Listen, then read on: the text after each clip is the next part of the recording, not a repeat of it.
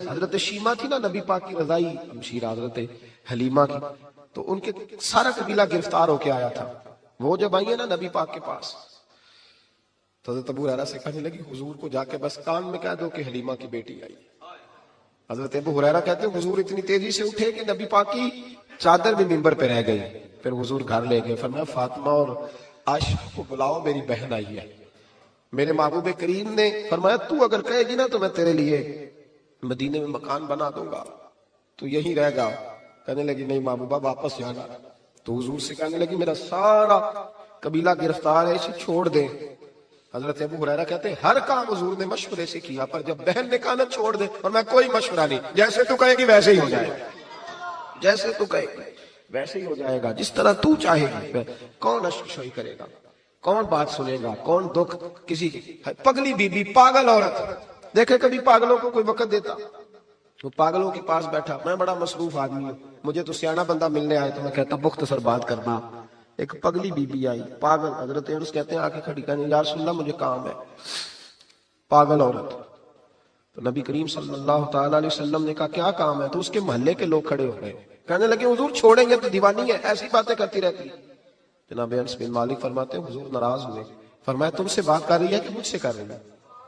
کرنے دو باتیں. کیا بات ہے بتا؟ کہنے لگے حضور یہاں نہیں کرنی، میرے ساتھ آئے. نبی کریم اس کے پیچھے پیچھے چلنے لگے. جناب انس فرماتے ہیں کہ صحرا میں لے گئی، نبی پاک ریت پہ بیٹھ گئے، سامنے بیٹھ گئی. کہنے لگی حضور بچوں کو منع کرے، مجھے روڑے مارتے. فرمایا میں کہہ دوں گا، اب نہیں کریں گے. حضور میرے گھر والے میری بات نہیں سنتے. فرمایا میں سمجھاؤں گا. یا رسول اللہ یہ پاگل کہہ کے چھیڑتے. حضور نے فرمایا ایک کوئی نہیں کہے گا، میں منع کر دوں گا. حضرت انس کہتے ہیں دیر تک حضور کو ریت پہ حضور بیٹھے. یار یہ بھی سنت ہے میرے نبی، صرف کھانے کے درمیان میٹھا کھانا ہی سنت نہیں میرے بھائی، یہ بھی نبی پاک کی سنت ہے، یہ بھی رسول پاک کا طریقہ ہے. نبی کریم نے دیر تک وقت دیا، دیر تک. کبھی ہستی کبھی رو دیتی. حضرت انس کہتے ہیں میں نے یہ انداز بھی دیکھا، جب وہ ہستی تو حضور بھی ہستے. کبھی کو پاگل کے غم سن کے بھی رویا. لیکن ایسا کوئی محبوب کہیں ہوگا نہ کہیں ہے، بیٹھا ہے چٹائی پہ مگر عرش نشیں ہے. میرے محبوب نے کھول کے باتیں سنی، کھول کے اپنی مرضی سے. کہنے لگی محبوبہ میں تھک گئی ہوں، اب آپ جائیں. حضور میں تھک گئی ہوں، آپ جائیں. نبی کریم اٹھے اور اٹھ کے فرمایا کسی کا خیال نہ کرنا، جب تیرا دل کرے دوبارہ آ جا. یار یہ حسن ہے، یہ وقار ہے کہ تو اشک شوئی کس طرح. میں نا ابھی انتظار کر رہا ہوں، میں ابھی انتظار کر رہا ہوں کہ ایم این اے آئے گا تو اس غریب کی مدد کرے گا. میں ابھی انتظار کر رہا ہوں کہ ایم پی آئے گا تو اس کی مدد کرے گا. میں ابھی انتظار کر رہا ہوں کہ بہت بڑا سیٹھ آئے گا تو مدد کرے گا. جب محلے کا اور گاؤں کا چودھری کسی غریب پہ ظلم کر رہا ہوتا ہے تو میں اپنے بچوں کہہ رہا ہوتا ہوں تو نہ اس لڑائی میں جانا، ہمیں کیا لگے. تو کون پھر اس کا ہاتھ؟ ظلم پھر ختم کیسے ہو؟ پھر کیا طریقہ ہے ظلم ختم کرنے کا؟ جب کوئی ظالم کو ظالم کہنے کوئی تیار نہ ہو. وہ زمانہ جب نبی کریم صلی اللہ تعالی وسلم مکہ شریف میں اعلان نبوت فرمایا تھا تو سارا مکہ مخالف ہو گیا، سارا مکہ. ایک وقت عروج کا ہوتا ہے، ایک وقت ایسا ہوتا ہے جب غربت ہوتی ہے، ابتدا اسلام پر غربت کا زمانہ. قبیلہ بنو آراش کا ایک شخص مکے آیا، وہ کہتا ہے میں چھوٹا سا تاجر تھا. میری باتوں کی سمجھ تو آ رہی ہے نا آپ حضرات؟ جو نہیں بول رہے انہیں بھی آ رہی ہے. اللہ تعالیٰ آپ کو جزا دے. بس ایک دو بات اور عرض کرنی ہے آپ حضرات. حضرت طارق بن عبداللہ رضی اللہ تعالیٰ عنہ اس کے راوی ہیں، فرماتے ہیں وہ بنو آراش کا رہنے والا شخص آیا. وہ کہتا میں چھوٹا سا تاجر تھا، بیوپاری تھا. میں گاؤں سے جانور اونٹ گھوڑے خریدا کرتا، مکے میں لا کے بیچتا، مدینے میں لے جا کے بیچتا، طائف میں. میں ایک دفعہ نا بڑے سرخ رنگ کے خوبصورت 2 اونٹ مکے لایا. میں مکے کے لوگوں کو زیادہ نہیں جانتا تھا، منڈی میں جو لوگ آتے جاتے تھے انہیں جانتا تھا، مال بیچ کے چلا جاتا تھا. آج میں مکے میں داخل ہوا تو ابو جہل مجھے کہنے لگا یہاں ایک شخص نے دعویٰ نبوت کیا، اس کے قریب نہ جانا. میں نے کہا ٹھیک ہے نہیں جاؤں گا. میں نے اونٹ دکھائے تو ابو جہل کو پسند آ گیا، سودا ہو گیا، اونٹ خرید لیے. وہ شخص کہتا ہے کہ اونٹ خرید کے نہ تو کہنے لگا فلاں محلے کی فلاں گلی کے فلاں کونے میں میرا گھر ہے، کل آ کے پیسے لے جانا. کہتے میں اگلے دن پیسے لینے گیا تو کہنے لگا آج نہیں میرے پاس، کل آنا. میں اگلے دن پھر گیا پیسے، کہنے لگا نہیں کل آنا. ہوٹل ہوتے نہیں تھے، مکے میں میرا رشتہ دار کوئی نہیں تھا، میں فٹ پاتھ پہ سوتا. جو چند کھجورے اور سرکہ میرے پاس تھا وہ پہلے دن ہی ختم ہو گیا. انویسٹمنٹ بھی ساری وہیں لگی ہوئی تھی، گھر میں بچے بچیاں انتظار کر رہے تھے. میں بڑا مجبور ہوا، تھک گیا. تیسرے دن میں گیا تو میں نے کہا پیسے، کہنے لگا کل آنا. میں نے ذرا دبا کے بات کی، میں نے کہا یار میری کوئی پھپھو تو رہتی نہیں مکہ مکرمہ میں، غریب آدمی ہوں، میرے پیسے دے میں جاؤں. جب دبا کے بات کی تو کہنے لگا جا دوڑ جا جہاں سے ملتے ہیں لے لے، بھاگ جا۔ جی تاجر جب ڈوبتے ہیں نا تو معاذ اللہ تعالیٰ کچھ تو ایسے ہوتے ہیں جو خودکشی کر کے مر جاتے ہیں، اس لیے کہ بڑے لوگ ان کے ساتھ وابستہ ہوتے ہیں۔ جب کسی کی اصل راہ سے ڈوب جائے کہتے ہیں میں کانپنے لگا۔ میں نے پوچھا لوگوں سے کہ تمہارے چودھری سردار بڑے کہاں بیٹھتے ہیں؟ تو کہا وہ جو حرم مکہ کے ساتھ ٹولیاں بنا کے بیٹھے ہیں نا وہ سارے ہمارے سردار ہی ہیں۔ کہتے ہیں میں وہاں گیا، ابو سفیان تھے، ابو لہب تھا، عتبہ، طیبہ، شہبہ، ابو المختری، اخنس بن شریح، سب بیٹھے۔ میں نے جا کے کہا یارو میں بنو عراش کا رہنے والا ہوں، چھوٹا سا تاجر ہوں، 2 اونٹ یہاں لا کے بیچ بیٹھا ہوں تو ایک شخص نے خریدے ہیں، وہ پیسے نہیں دیتا۔ کہتے ہیں عتبہ بولا یا ابو سفیان بولا کہ کون ہے جو تیرے پیسے کھا گیا؟ طاقت ہے کسی کی نام لے؟ تو کہتے ہیں میں نے کہا اس کا نام ابو جہل ہے۔ جب میں نے یہ کہا نا تو کہنے لگے اوہو وہ تو پیسے نہیں ملتے تیرے، وہ تو بڑا گنڈا ہے، تو بہت بڑے بدماش کے پاس ملتے، وہ تو نہیں پیسے ملنے میں کبھی نہیں ملتے۔ فرماتے ہیں اب میں کانپا، اب تو میری امیدیں ٹوٹنے لگی، اب میرے آنسو چھلکنے لگے۔ تو ایک شخص نے نا مذاق کیا، ادھر دیکھیے گا میری طرف، مذاق کیا۔ کہتے ہیں سامنے نا خانہ کعبہ کی دیوار کے ساتھ ٹیک لگا کے رسول پاک تشریف فرما تھے، نبی کریم بیٹھے ہوئے تھے، نبی کریم۔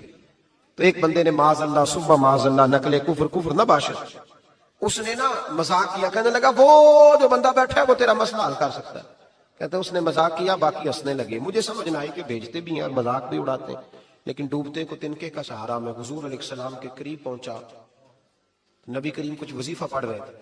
یہ غریب آدمی نا بیچارہ وزیر سے بھی ڈرتا ہے تو پیر سے بھی ڈرتا ہے کہ کہیں طبیعت پہ کوئی چیز گرا نہ گزر جائے۔ تو کہتے ہیں میں ڈرتے ڈرتے نا پیچھے بیٹھ گیا کہ فارغ ہو گئے تو میں بات کروں گا۔ فرماتے ہیں میں ابھی پیچھے بیٹھا ہی تھا، پورا بیٹھا بھی نہیں تھا کہ میرے رسول پاک نے میری طرف توجہ فرمائی، رخ میری طرف پھیرا، 2 جملے نبی پاک نے کہے تو مجھے یوں لگا جیسے پردیس میں مجھے ماں مل گئی ہو۔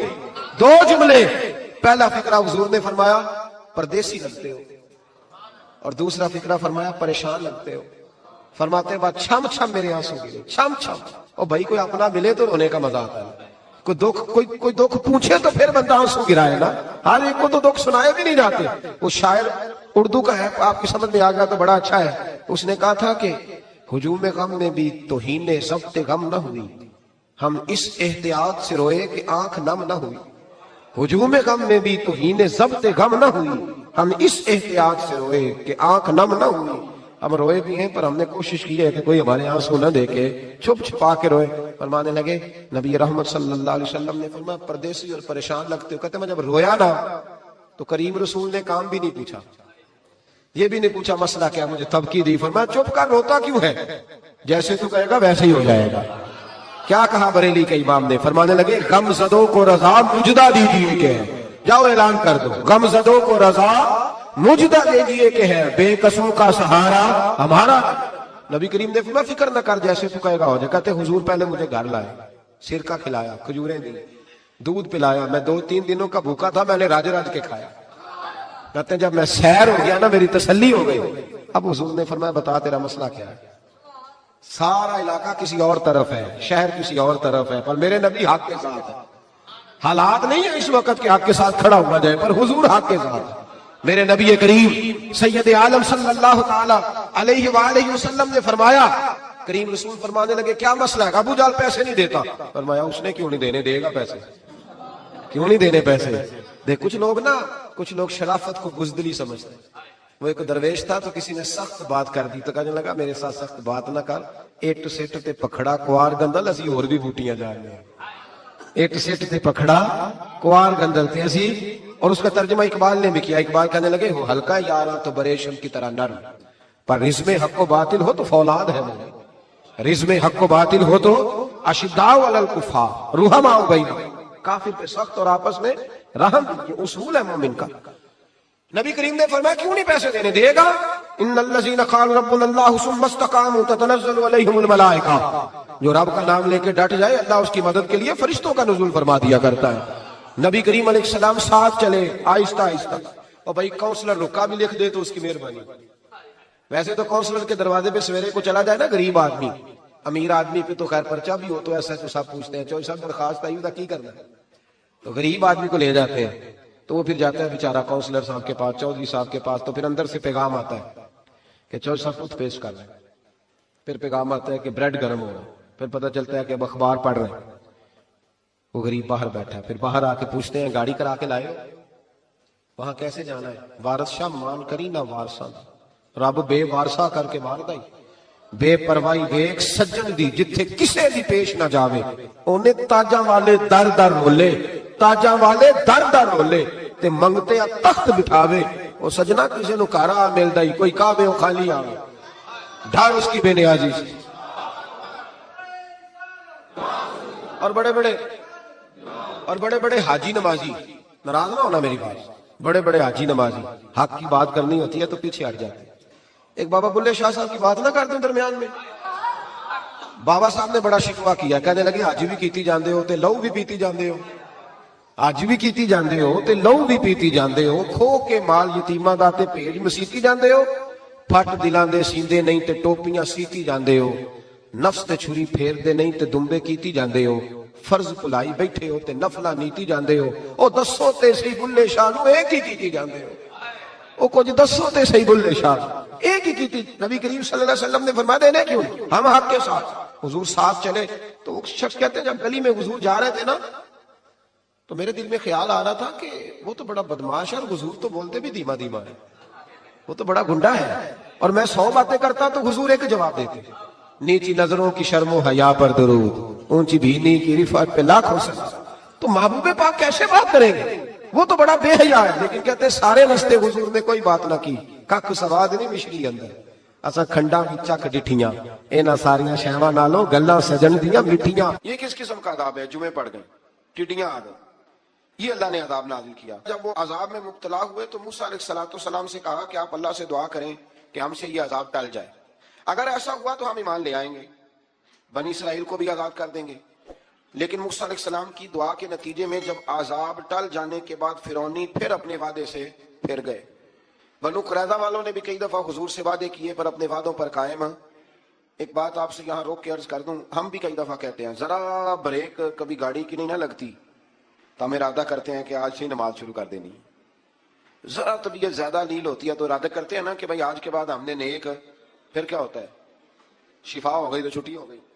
ये तरीका दुरुस्त नहीं, ये तो कुफार का तरीका बयान किया ना कुरान पाक ने। यहाँ फरमाया जब अल्लाह तबारक व तआला ने उन्हें निजात दे दी तो अपने वादे से मुकर गए, तो फिर अल्लाह तबारक व तआला ने बनी इसराइल को समुंदर पार करके ऐसी कौम के पास पहुंचा दिया जो बुतों की परस्तिश करती थी, वो तो बच गए लेकिन फिरौनी सारे दरिया के अंदर गर्क हो गए।